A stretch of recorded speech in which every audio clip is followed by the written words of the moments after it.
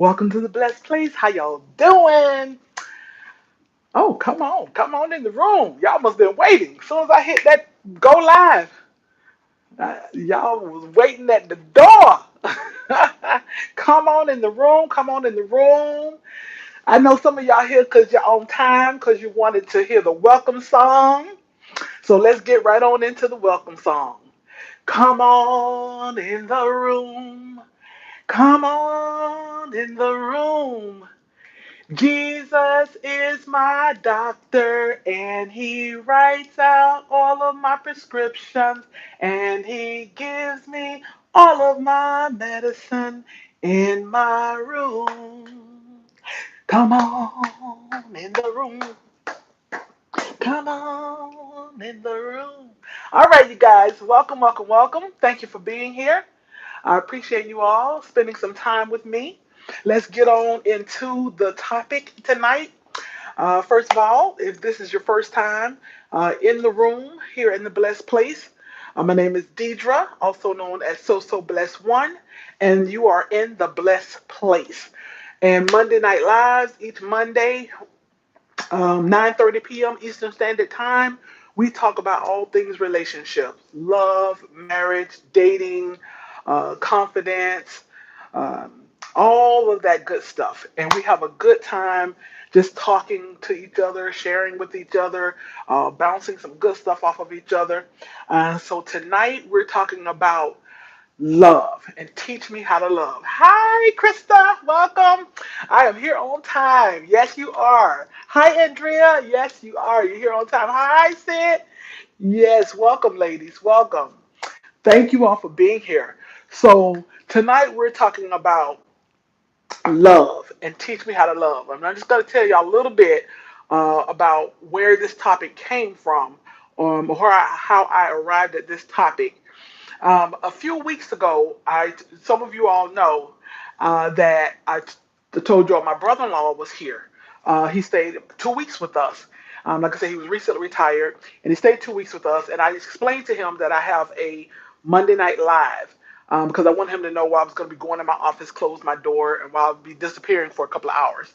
So I told him what I do.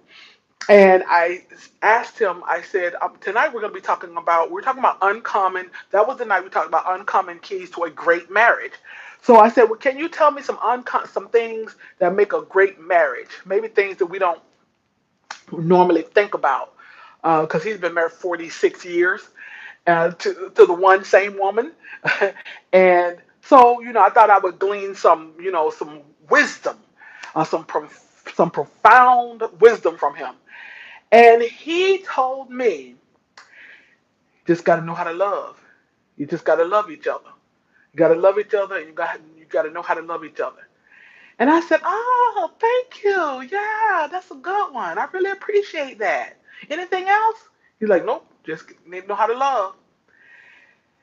And I thought, I just told him, "Okay, thank you." And I thought to myself, "Okay, duh, that was basic." I was like, "Okay, we know that's a common key. We know that's a common key to a good marriage."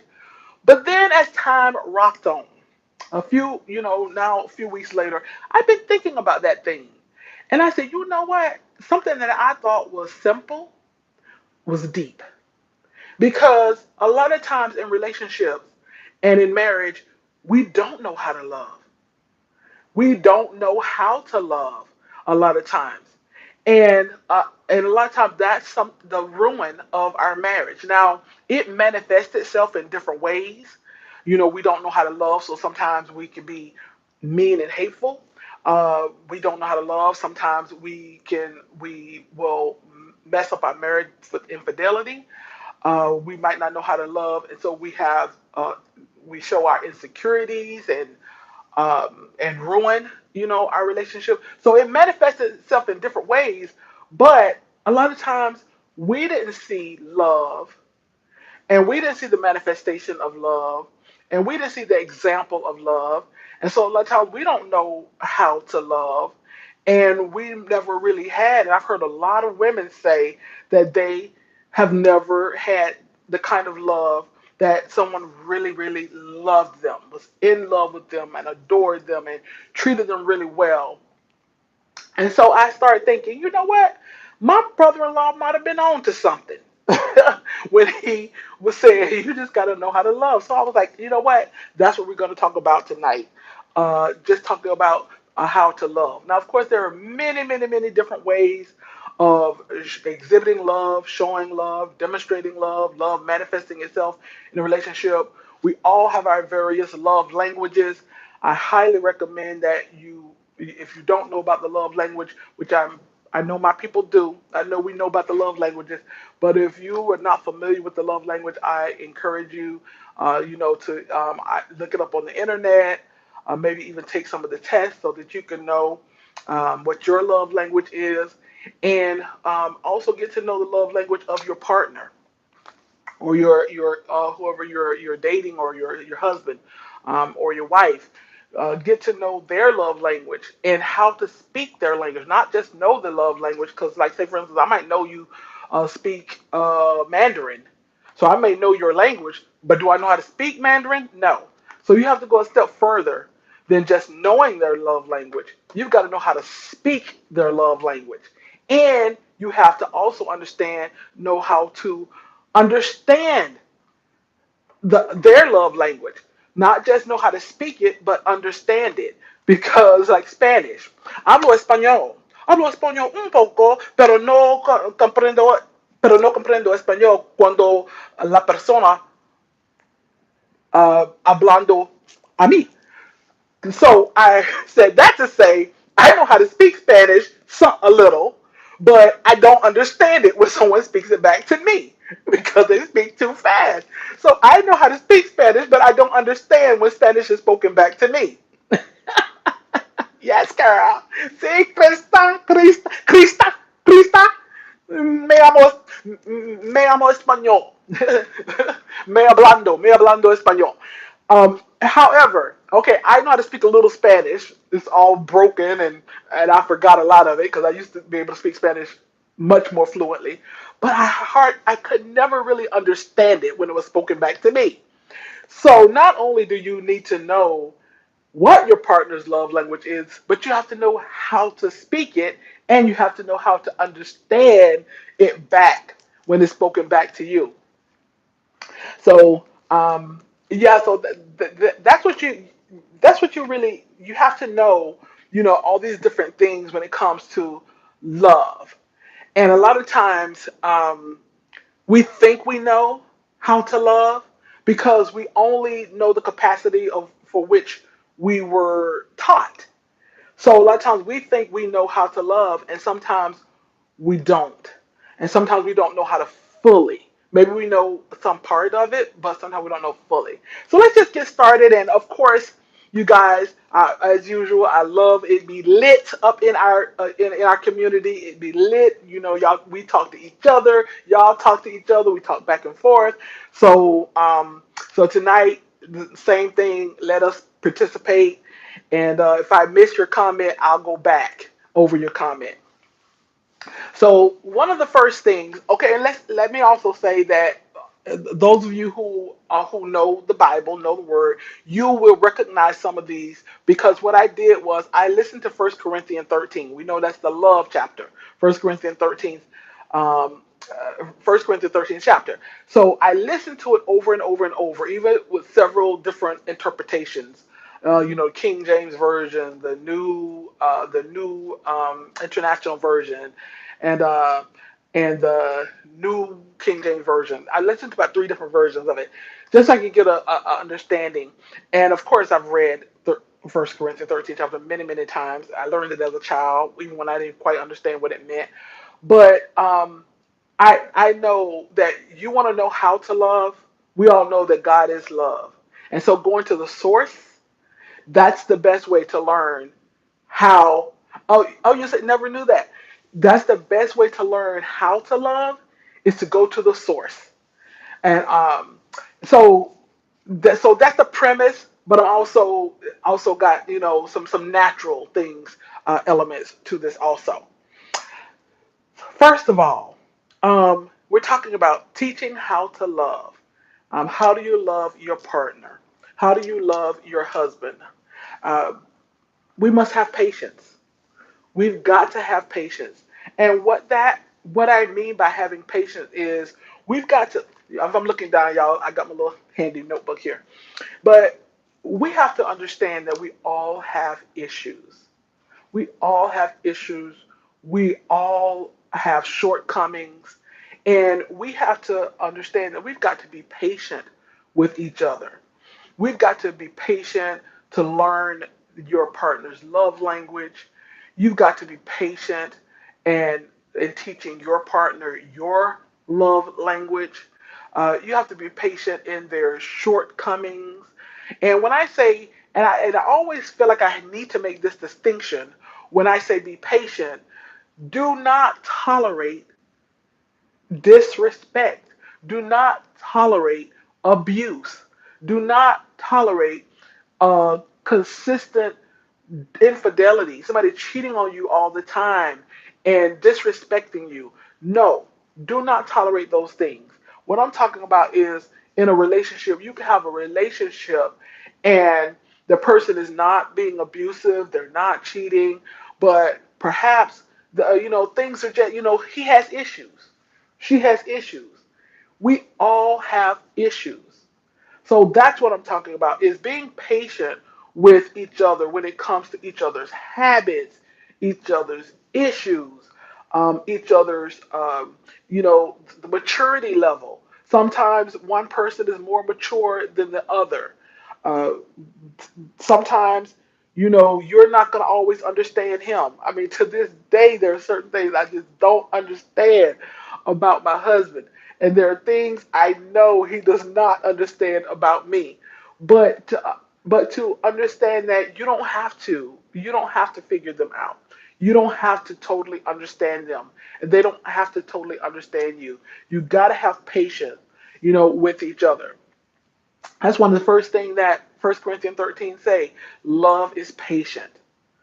What does that mean? That means that you can't get all bent out of shape because we don't understand them. Can't get all bent out of shape because they don't do things the way we want them to. It's like sometimes I feel like if I could just shake my husband and make him do what I want him to do, all would be right with the world. But then on the other hand, I would not want a husband that I could just shake and make him do ex- everything and exactly what I want him to do. But sometimes in my mind, I do want that. So we have to be patient with each other, and we have to take the good with the bad.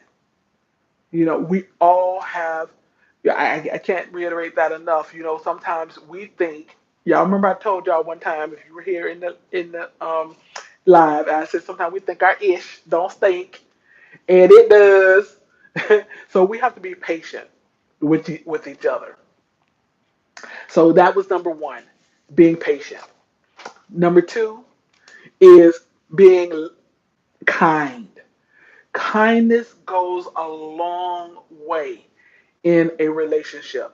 I told you all if you were here, I asked my brother-in-law what was it that drew him to his wife. He said he was dating a lot of different women at that time, and and he said his wife was nice to him.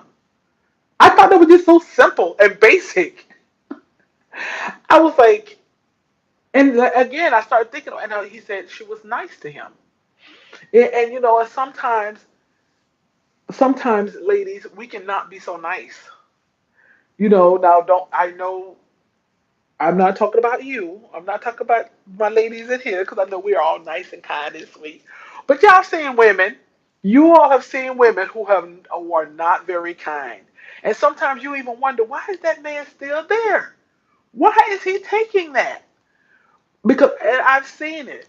But kindness goes a long way in winning in your relationship. Showing a soft answer. The Bible tells us a soft answer turns away wrath.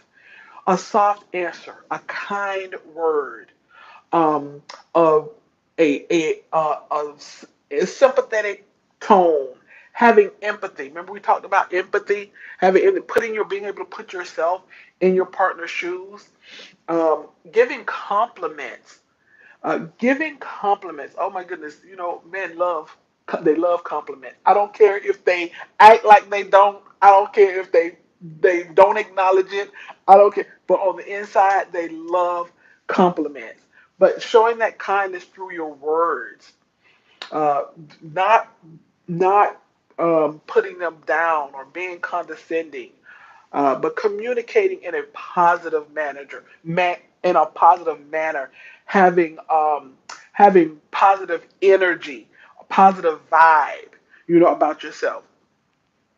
And remember, in communication, tone and timing is everything. Tone and timing. So kindness, acts of kindness. You want to, like I said, you want to win in your relationship. Just listen to that person. Listen and understand what it is that they like, what it is um, that triggers them, what it is that makes them what it is that really touches them, and that shows kindness. Kindness goes a long way in a relationship. Number three, kind. Let's read. See, yes, yes. They love knowing the one they love and care about. Oh, move my finger out the way. um, they love knowing the one that they love and care about, and praise them, and will start and will start walking differently. Yes, they will. Exactly, exactly. And Krista, sometimes they'll pretend like they're not listening, or they'll pretend like you ain't saying nothing, or this.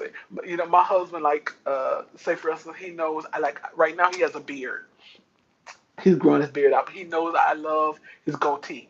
I mean, I like his beard too. Hey, I'm not opposed to a nice beard, but I love his mustache and goatee when he cleans all this up. And then don't let him, like right now, like I said, he has a full gray beard. But one day, if he cuts it off and just gives, don't let me not acknowledge it. He's like, oh, you're not gonna say anything. Yes, that George Jefferson walk. Yes, yeah. But a kind word, it. I can't even express it enough what that does, for your relationship. Just being kind, and not just kind to him. Now that's very important. But your man also loves to see you being kind to others. I know different men are different. Not all men the same. But so I'm speaking in generalization here. But men love to see their women being kind to others. You were kind to my mom. You thought of my mom. You were kind to my children. Say if it's a blended family or whatever, and you were kind. You show kindness to my child, my children. You show kindness to a stranger. Men love to see a woman being kind, and having a kind heart. Number three, humble, humility. It says, love is not proud or boastful. That's what the word says. It's not proud or boastful. It's not about me, me, me, me, me. It doesn't keep score or keep record. Um, Things don't always have to go our way. And these are some things that I've learned over time, and I had to learn because when I first got married, again, I was 38 years old, had been single, when had never been married, but had been single for about 13 years. And hi, Andrea, and and I had been single for so long, but I had to learn that things don't have to go my way because I was so used to things going my way. I was so used to doing things my way, on my timing, and I really had to learn that Deidre. And I'm still, y'all. I'm still learning. I'm still learning, but I am much, much, much, much, way much better. But I had to learn that things don't have to go my way. Um, thing I don't, even if I don't understand it, even if I don't understand, my husband's way or don't understand his thinking. Hey, I let me just go with what he said and let me be supportive. And that's another one that's coming up, being supportive. But love is not boastful and it's not proud. It doesn't keep record or keep score of who did what, who's doing the most. I did that last time. I did that more than you. Now, of course, we all want reciprocity. If you're not receiving in your relationship, then that's not a good relationship. So we definitely want to receive. We want to give out good energy, good vibes, good loving, and we want the same thing back. So that's most definitely. But love doesn't keep score of who did what last and who's doing the most of what. Uh, Thank you, Krista. Krista always reminding me everybody the thumbs up. I really appreciate that. Um, Really, really, really appreciate that. Thank you. But also too, in it says love does not is not proud or boastful. It's like you can't be too prideful to apologize. Love apologizes. A sincere apology. That could be a whole video right there, a whole lesson on how to apologize. I done heard some of the sorriest apologies, whether it was on TV, social media, or wherever. I've heard some of the sorriest apologies, but apology is a true apology is taking ownership and responsibility for and being truly sorry for what you did, sorry for or sorry for hurting them. Maybe what you said was the truth, and maybe you're not sorry for what you said. You don't have to say that part because that's a sorry apology when you say, "Well, I'm sorry for hurting your feelings, but I'm not sorry about what I said." It's like you don't even have to say that part. It a true apology is you're sorry. Whether you're sorry for hurting that person or you're sorry for saying something that you should not have said, but but real love in a relationship, in a marriage or in a partnership or a relationship, you've got to be able to say, I'm sorry. You've got to be able to apologize. And if you have a problem, issue with that now, if you look back and you say, well, when is the last time I actually apologized to somebody? And if it's been years and years and years or never, now don't get me wrong. I know some people say, I don't just say anything out my mouth. I think before I speak. I think before I talk. So I rarely have to apologize. Okay, I understand that. But like I said again, we are not perfect. So I don't care how much you try not to hurt people, we do it. And so we should be apologizing when we hurt someone. And if you can't apologize, if you are not going to have a successful relationship if you don't know how to apologize. Because some of the apologies they don't mean it. They are just saying it. Exactly. Exactly. Oh, Crystal said that would be a good live. Huh. Yep, just how to apologize. Yeah, no, a true apology is taking ownership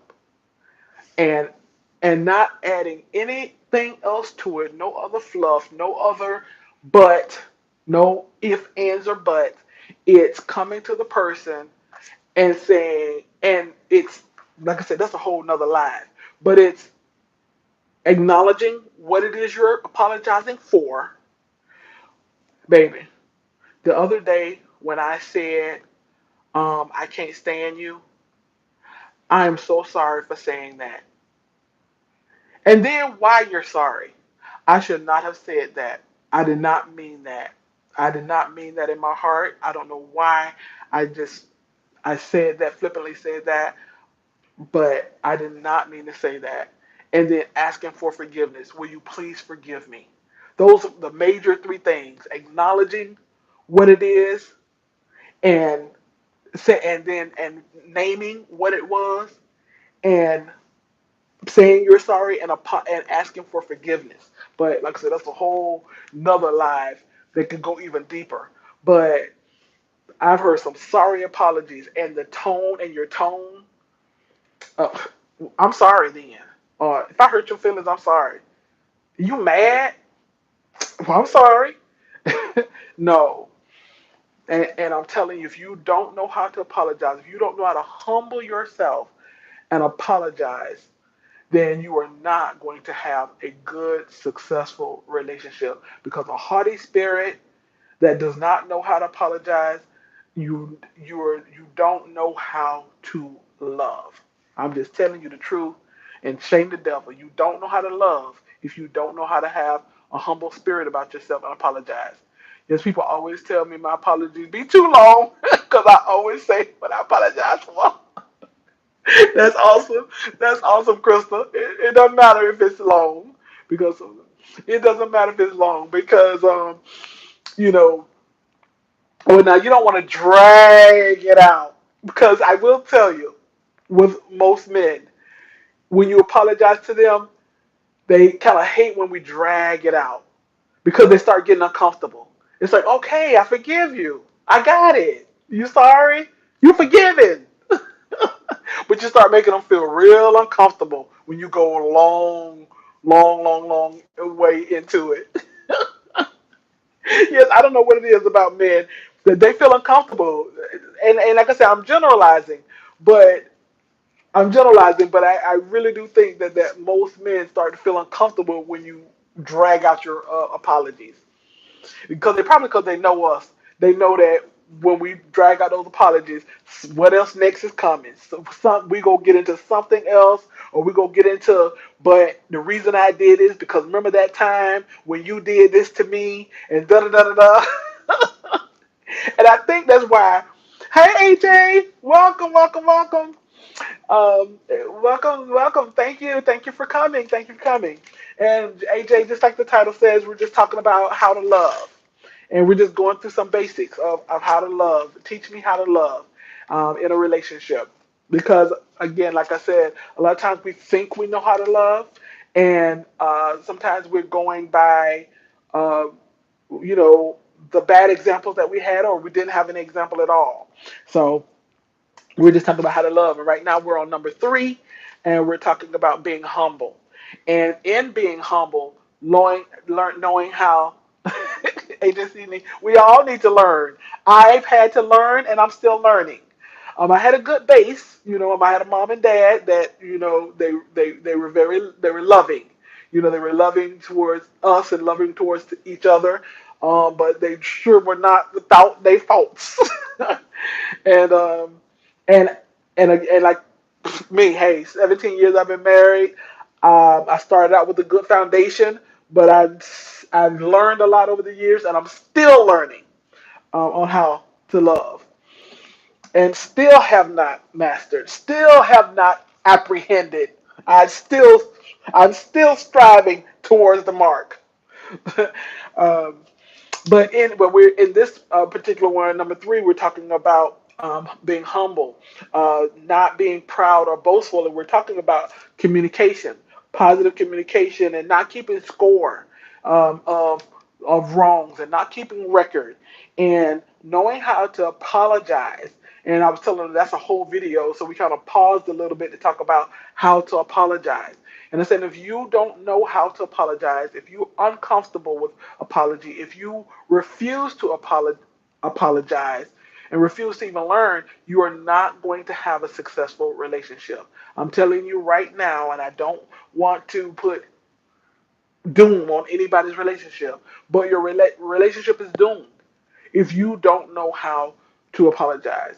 And conversely, if you don't know how to accept apologies, if you don't know how to forgive and accept apologies, your relationship is doomed because we are so flawed. And I know I keep saying that, but it's funny. I didn't know that I was flawed.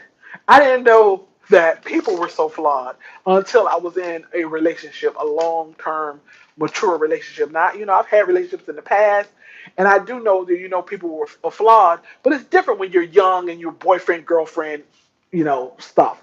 It's like, I had a boyfriend for 3 3 years or so when I was in high school, and then I was with my daughter's father for 5 years. But it wasn't until I got married in a married long-term relationship that I realized that we're all flawed, and I'm flawed. And so you don't really know that you're so flawed until you are in a relationship and you say, "Ah, why did I say this? Ah, why did I do this? Or I got to do better." You're dealing with you know, certain things, certain issues, and you realize that we're all flawed. So we have to be able to deal with that and be and honor that. Honor those differences. Honor that we're all flawed, and let people be. Let them be flawed. Like I say, we're not talking about cheating. We're not talking about abuse or the neglect. That type of thing. But it is true and true. The pride can be a big stumbling block. Yes, big stumbling block. Pride. Yes, it is different. I learned when I moved in with my ex. Oh, let me see let me see what are you saying that's different, Krista? Let's see. What about the verse that says, "Out of the abundance of the heart, the mouth speaks"? Let's see. Yes, people talk. Um, Andrew said, "What about the verse out of the heart, out of the abundance of the heart, the mouth speaks"? Yes, Andrew. What I feel like about that verse is very true. I feel that verse is very true. That a lot of times we say stuff that's really really deep in our heart, and we say it, and then once we say it, we kind of regret it or say we were just kidding, or it's like, no, you weren't kidding. Out of the abundance of your heart, the mouth speaks. But even out of the abundance of your heart, if you hurt your partner in speaking that, I think that warrants apology. If you're hurt, now we know the truth hurts. We know the truth hurts. Um, a lot of times the truth hurts. So I'm not saying every time you speak a truth, you have to apologize, because there have been some things that I've said to my husband that was truth, and I didn't apologize. And there's some things he said to me that might have hurt me, and but it was truth, and he didn't apologize. No, I don't think that always warrants an apology. But I think that we know somewhere in us when we've hurt a person because it was a different intent. Sometimes sometimes we spoke flippantly, or we had a intent on hurting the person. And so we might need to apologize for those type of things about me being not so perfect. And sometimes I can see things that, yes, Crystal, you say, okay, you say that's how you learn too, that you weren't perfect. Yeah, it's funny when you don't have anybody to bounce that off of, you don't really know how imperfect you are. But when you're in a relationship, that's when your imperfections are glaring. At least for me, at least those imperfections are glaring. Okay, so we talked about teach me how to love. We started out. I'm just going back over this. We talked about being patient. We talked about being kind. We talked about being humble, and we talked about being honoring in your marriage, not being dishonoring, not being disrespectful, all of that. And then number five, let's talk about is not easily angered. You're tempered. You should not be so easily angered in a relationship. If you are easily angered, easily frustrated, easily um, always mad, then there's something deeper going on. And either something deeper is going on with you, or you are absolutely with the wrong person. Because in a relationship, that there should not be constant tension, constant anger, constant frustration. There are times when there might be some frustration, times when you might you've gotten angry about something, but love, you should not be easily angered. You got to let we got to let some things go. You got to let things go. When you got when you are going to forgive a person, you've got to forgive, let it go, and move on. There's no going back. There's no in the heat of an argument bringing back that old stuff. Uh, it'll rise up in you now. It'll rise up in you. Don't think I don't remember some things over the years that might want to rose up in me. But we have to control this mouth and control this tongue. That we have to know that we've got to let it go, and you can't unfairly bring stuff back up that you have forgiven your partner for. Can't fight unfairly when you having a disagreement or you having an argument because arguments happen, disagreements happen. So when you have an argument, disagreement, you can't go bring up old stuff that you have forgiven them for or things in the past, or maybe you didn't forgive them. Maybe some time has passed. Maybe it was a year ago, 2 years ago, 3 years ago, and you didn't forgive them. But you've got to let it go. Got to let that go. So love is tempered. Love is even tempered. Love is not a roller coaster, not up and down. Your mate should not be, they don't know what kind of mood you might be in. They get on work and they ride around for a while because they don't want to come home because they don't know what they might be coming home to. They get off work, they sit in the driveway for an hour because they don't want to come in the house because they don't know what they might be coming home to. No, if you are quick tempered, if you are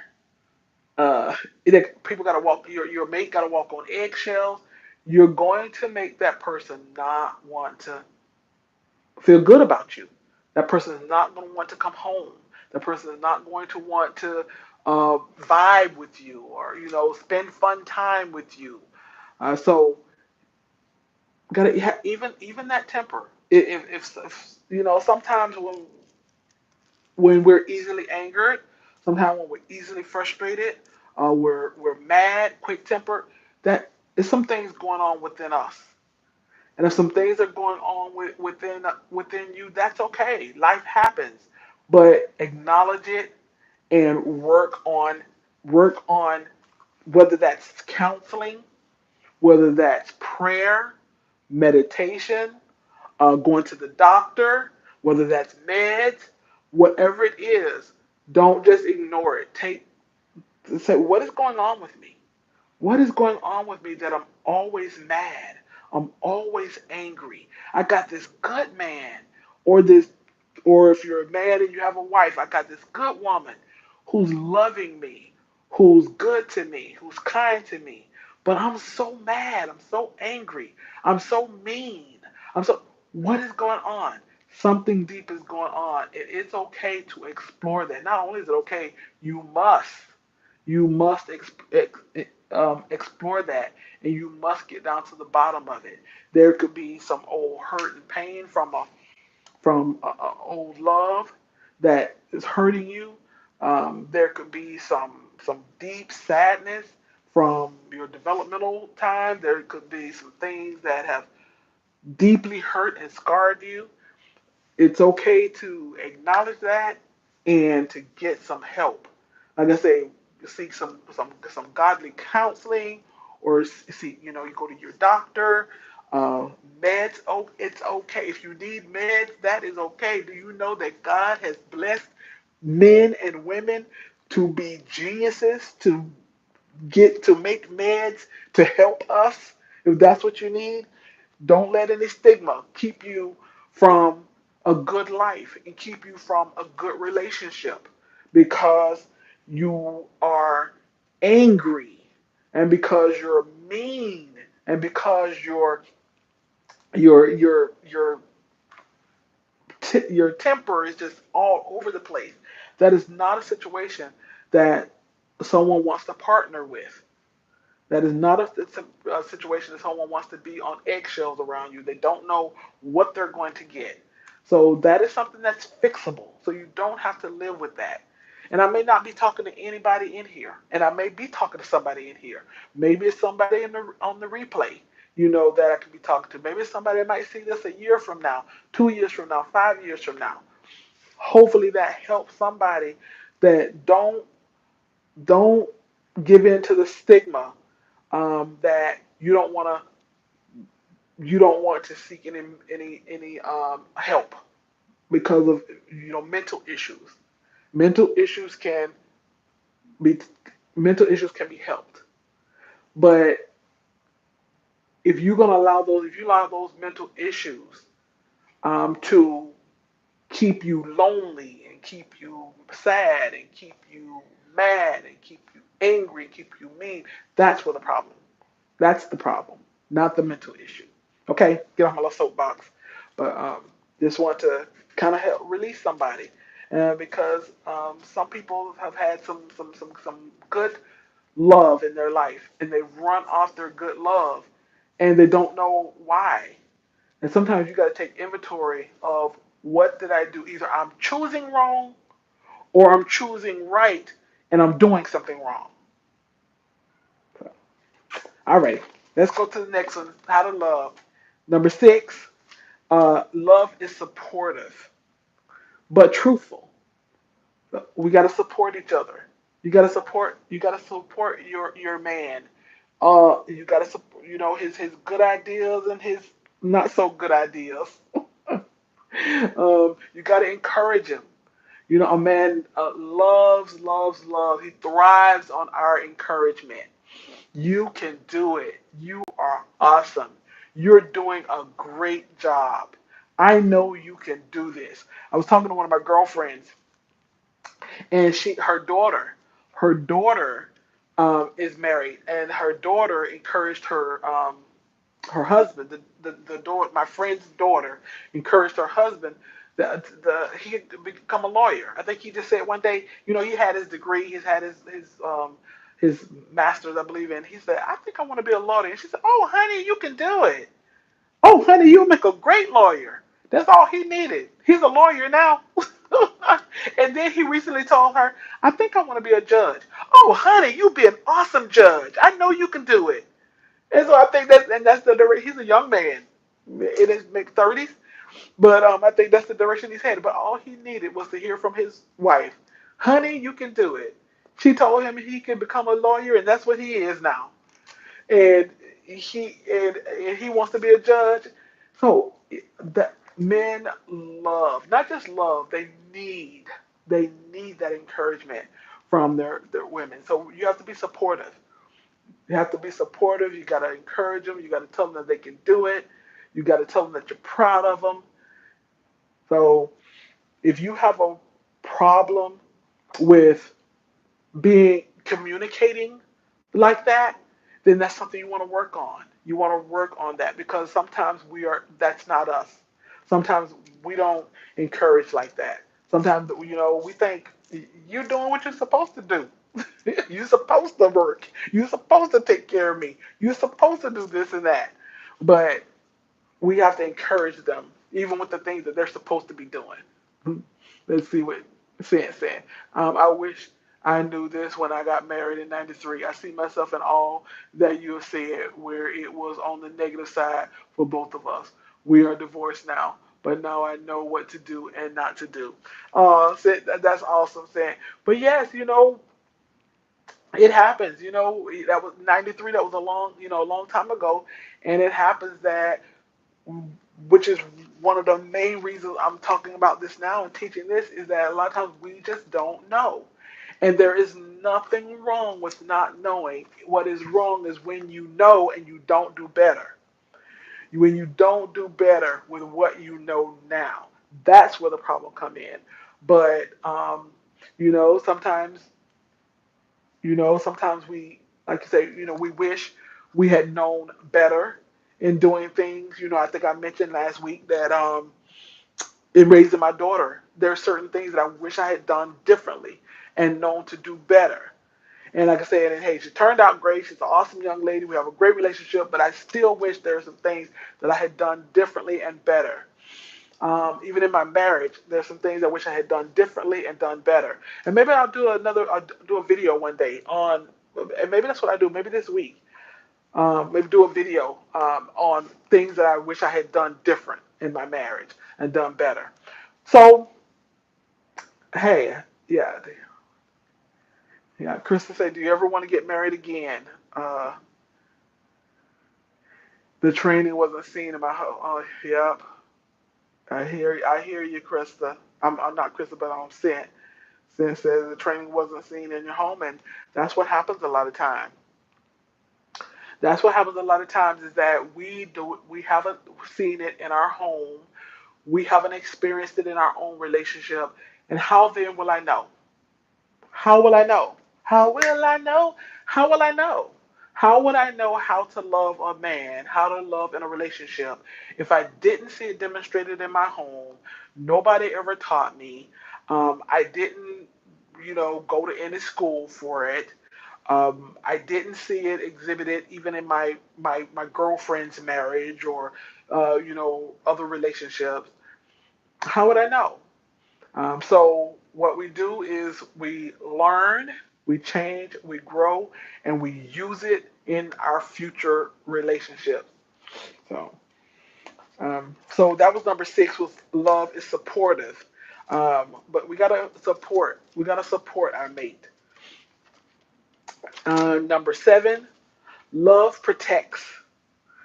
It, and we know for men they protect us more so physically, and they protect our home, and they protect us by being providers and things like that. Where ladies, since I think it's just ladies in here right now, ladies, the way we protect our home and our relationship is we have to protect our home by prayer. You pray over your man. Pray over your man. Pray over your marriage. Pray over your relationship. If you don't have a man yet, pray over him now. I'm telling you, single ladies, pray over your husband right now. Right now, with expectation. This is if you want a husband. Everybody don't want a husband, and that is quite all right, and that's your prerogative, and ain't nothing wrong with it. And don't let anybody make you think there is something wrong with it, or you are any less than because you are don't want a man. Ain't nothing wrong with it. But if you want a relationship and you want a marriage, start now praying over him every day and throughout the day like you already got him. Lord, I pray right now, my husband, everything he touched, that you will bless. But I pray that my husband read his word. I pray that my husband love you more than he loved anything else.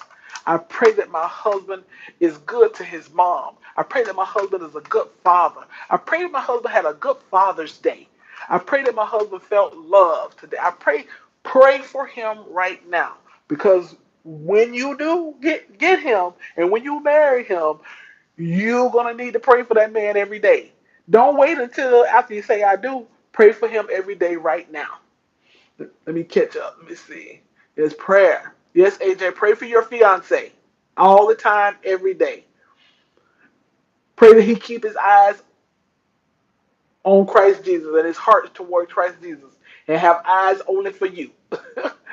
I want to be at the wedding and I'm asking for my invention early because, honey, it is. Oh, that's so funny. That's so sweet. Yeah. Hey, one of y'all get married. We gonna have a meetup. When y'all get married, y'all gotta invite us all so we can have a meetup at the person's wedding. It'd be Crystal's wedding, Stent's wedding. Uh, it'll be Aaron's wedding, Tommy's wedding, AJ's wedding. We have a meetup. So that's what I do all the time. Praying over your future husband, covering him. Yes, Andrea, exactly. Ain't that the truth? Yes, Krista, you will be there. Yeah. Oh, hey, Aaron. I'm speaking of Aaron. Today is right there. So Aaron, But Aaron said he wasn't getting married no more. I said, but if Aaron did get married, we gotta have a meetup. We gotta have a meetup at somebody's wedding. I do. He could be a mess. Yes, yes, AJ, pray over him. Yes, so pray over your, and that's one way we're talking about. Love protects. And that's what love is. And we know, ladies, like I said, men physically protect us, and they financially protect us. And of course, I hope that the men are also praying over us. Oh, we think October. Come on up. Oh, Tennessee. Okay. Oh, Chattanooga. Okay, yeah. I've been to Chattanooga. Yeah. Waiting for me is the is wearing bell bottoms. Oh, Aaron said he's done with that. Okay. Ain't nothing wrong with that. I was just telling them, Aaron, I don't know if you heard me, but I was just telling them that if you don't choose to be married at all or ever again, that is fine. Don't let anybody make you feel bad about it. But for those who want to be married again, one of the ways that in which you protect your marriage, especially ladies, like I said, praying over your husband, whether you have him physically right now or not, pray over him, pray for him.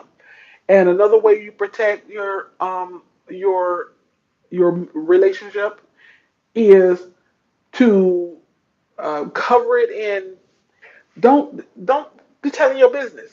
Don't be telling all your business. I mean, I know I share some stuff with y'all, but y'all already know I don't tell y'all everything.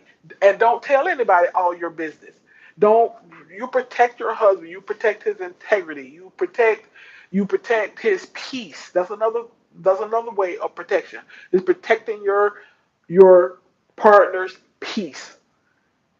Protecting their peace, protecting their privacy. That's a way that we protect, ladies. We protect their peace, we protect their privacy. Let me see what y'all saying. Uh, See, the ones that say they're not getting married will be the first one to get married. AJ, that's not far from me. I'm in Arkansas. D would tell you I love to travel. Yep, see, it sure does. Should be coming down this way sometime soon. Mm. Yeah, yeah. I know sometimes. Now I know sometimes. People say they don't want to be married, and I know that they don't want to be married again. And I know some. I think a small percentage of people really, really mean it, and maybe Aaron does really mean it. But I truly think that a lot of time it's people's heart saying that as a protection. Like I'm done. I give up. Sometimes I really do wonder if that person got someone who loved them the way they want to be loved and the way that they desire to be loved, and it's a God thing, would that person marry again? And I don't mean just Aaron, I just mean in general. People who say that nope, don't want to be married, never will be married again. Sometimes I just wonder, you know, would you say that if it really was a God thing? I don't know. But love protects, ladies. Again, you protect your marriage, you protect your relationship by prayer and protecting his pride, protecting his privacy, and protecting his peace.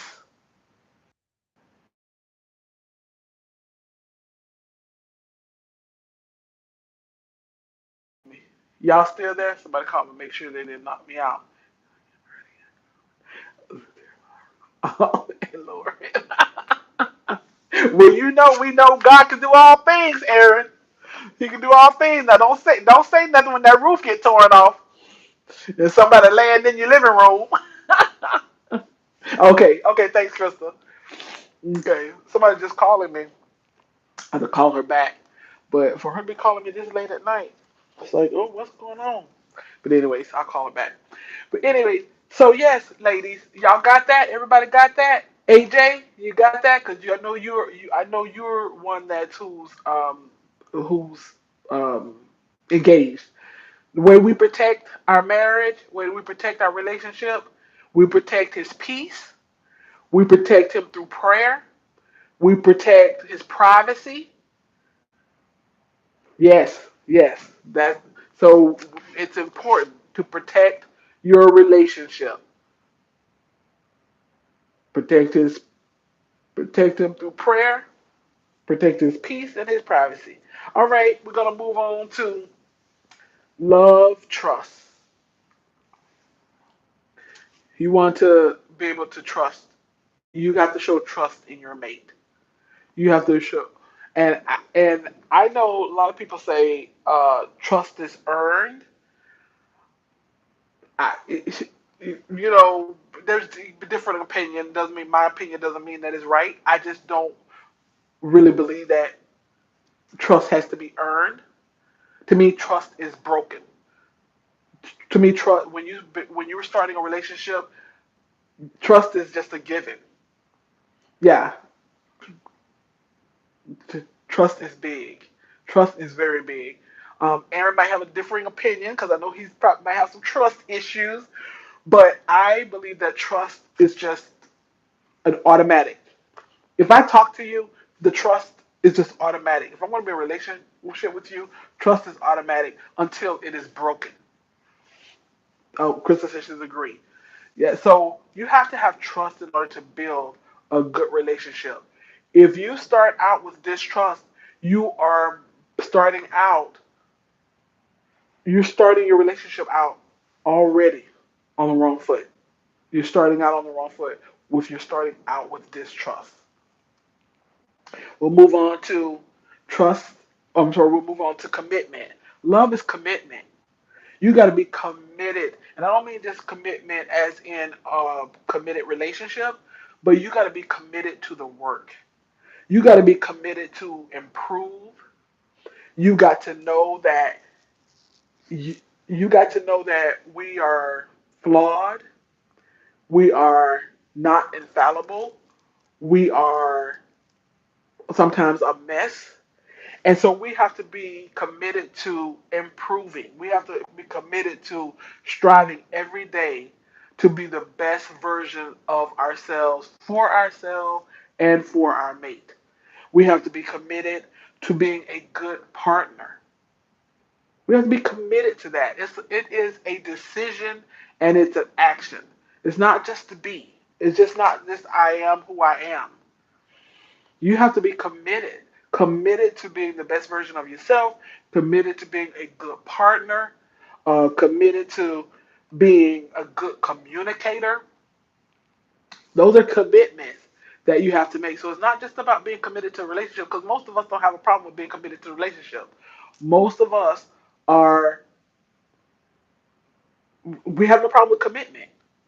You know, we want a committed relationship.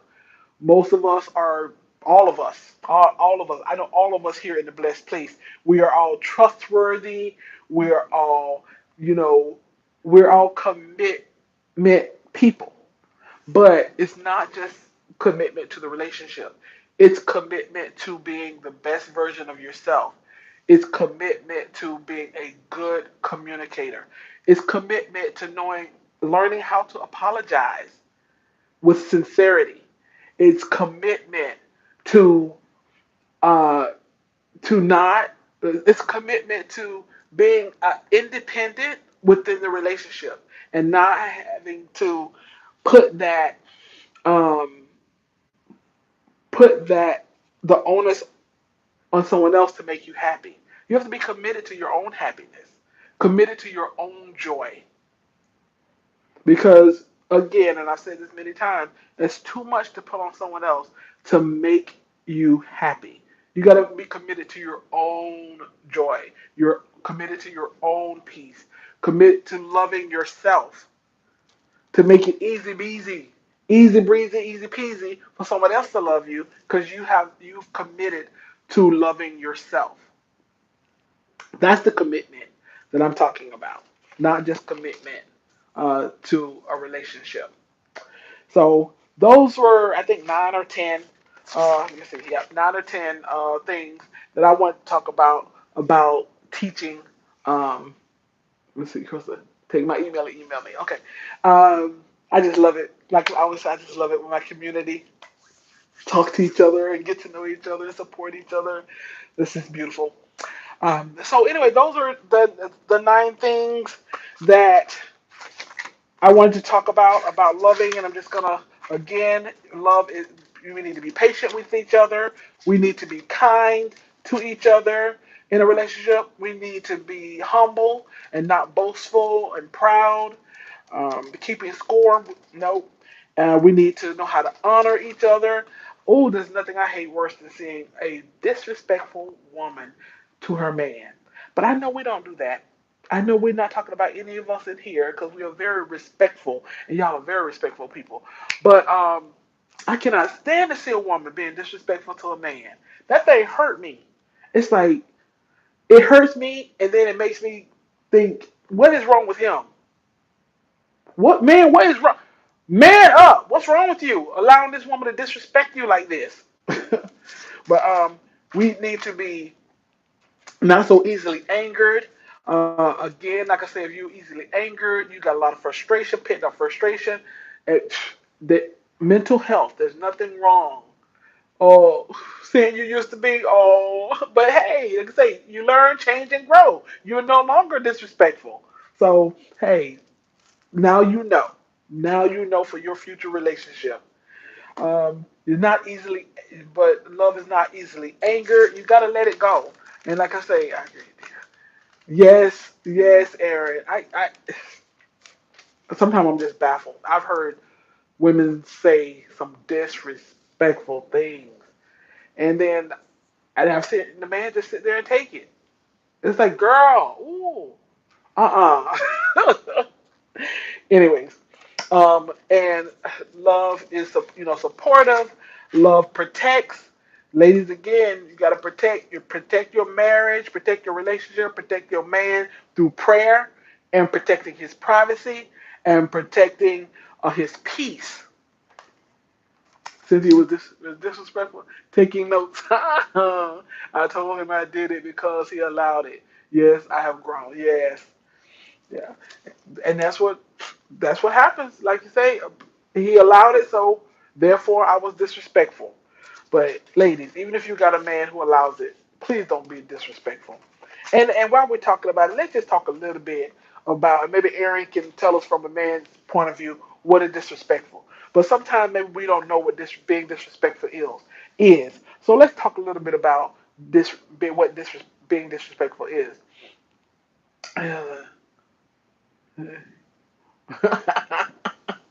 Since it used to be a Hundinger. But being disrespectful, talking loud to your mate, saying little snide remarks to him or about him or behind his back, um, choosing your family over him, um, um, choosing your children over him, allowing your children to be disrespectful. Mm, AJ, I don't know if you have any kids. I don't know. I don't know if you have any kids, but allowing your children to be disrespectful to your to their to your mate because you're a blended family or whatever. My daughter is not a disrespectful young lady at all. But if she had tried it, if she had tried it with Tov, I would have got with her. I would never allow my daughter to be disrespectful. The most disrespectful she ever been to him was she was when we first got married. Mind you, she was 16, so she wasn't used to a guy, being in the house. She wasn't used to be dating. And she would just walk into my bedroom. She would just walk to my bed, and I said, Derica, I'm married now. You can't just walk into my bedroom like you used to when I was single. You have to knock on the door. So then when she came to the door one day and she bam bam bam bam bam bam bam like she the police in the hood. And I said, Derica, what's wrong? And I said, come in. What's wrong? So she opened the door. I said, what's wrong? What happened? She was like, nothing. You said I have to knock on the door. I said, girl, if you knock on my door like that one more time, I know something. I said, now you understand right from wrong and you know how to knock on the door like a normal person. I said, so don't you dare knock on my door like that again. And she got it. That's all I had to tell her. But that's the most disrespectful she had ever been. She had been. No, ladies, do not allow your children to be disrespectful to your mate. Let's see. Which Hundinger. Uh, oh, not me nieces and nephews though. Choosing your oh yes, oh yes. Choosing your pastor over your husband. Excellent one. That's a good one. That's a good one. You shouldn't even be mentioning your pastor to your mate. That's just now unless y'all just having a conversation. Oh yeah, pastor this, pastor first lady that, but telling your telling your man about what pastor said, especially in a reprimanding kind of way. Pastor said you ain't supposed to. Pastor said, y'all better keep pastor name out of y'all marriage. Putting him down. Putting him down in front of people. That's a good one, Andrea. Yeah. It just says the nieces lived with me a while because she got booted out of her house for disrespect. She found out her fun aunt was even more hardcore about behavior, cleaning, respect, tough love. Exactly. Exactly. The stepdaughter I used to have used to barge into our room too. I ended that when I doused her with a bucket of water while she slept. Oh my goodness. Oh, you really did that, Aaron? Oh my goodness, you doused her with some water for real? Well, it did not have to get that far with me and Charles. But what? Let's see what any man have to say. Like, we go. What any man have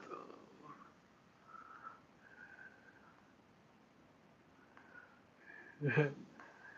Yeah, no, it didn't have to go that far with my daughter. She did that one time, but no, ladies, don't let your children disrespect your man, and don't you ever disrespect your man in front of anybody, but especially not your children, because then that let them know right there that it's okay, and they and feel like they can do it too. Um, but like Aaron said, bringing your pastor's name up, especially in a reprimanding kind of way, that's disrespectful. Um, talking about his family, but especially his mama, that's disrespectful. So, but that's a whole nother video. But yeah, you got to show respect. Respect him. Respect for yourself. Um, respect for others. So yeah. Anyway, you guys, that's all I got for you all. But anything else? Yep, spending money without agreement. Yep, that's another way of disrespect, especially certain items, bigger items. Um, that's that's very disrespectful. Yeah, yeah, I get it. What you're saying, Aaron. That's very disrespectful. Just go out and purchase a car without a purchase of whatever it is, like say large amount. It's even to me letting someone borrow. To me, letting someone borrow a large amount of money, it's different. You talk about 20, 30, $40, $100, whatever. But letting your family member, your girlfriend, letting somebody borrow a large amount of money without consulting with your mate, that's disrespectful. Let's unless y'all have that understanding that hey, you got your bank account there, I got my bank account here, and we have an agreement that you do what you want to do with your money, and I do what you want to do with your money. If y'all got that kind of understanding in your marriage, then hey, more power to you. But if you are in a marriage where you put your money together, then that's disrespectful to let somebody borrow a large amount of money and not consult with your mate. So, okay. So, anything else, you guys? Any topic? Anything y'all want to talk about that I talked about, or any other topic, or anything before I go? Tonight it's not going to be a 2 hour live. Aw, thank you, Krista. I appreciate it. I appreciate it. I appreciate you all being here, and what I have a few things that I have in mind is I can't remember. I can't remember if it was Andrea, but I can't remember somebody. I think they inboxed me on Instagram and asked me about Bible study, like would I do some Bible studies, and it won't be on my Monday Night Live because Monday Night Live is basically reserved for relationship things, but I might do a, maybe not even once a week. I can't commit to that, but hate that I was late. Oh, thank you, Aaron. I know how life is. Hey, I know how life is. I just appreciate you all coming in when you do. When you do come in, I appreciate y'all. I love y'all. I love y'all so much. I love this community. Aaron, Aaron is so silly. He's so funny. Cleaning chitlins in the house is disrespectful. Now it could be, Aaron. If you say, look, baby, I don't like you cleaning chitlins in the house, and she does it anyway, that is disrespectful. That is disrespectful. Oh my goodness. Oh, but yeah, I get it though.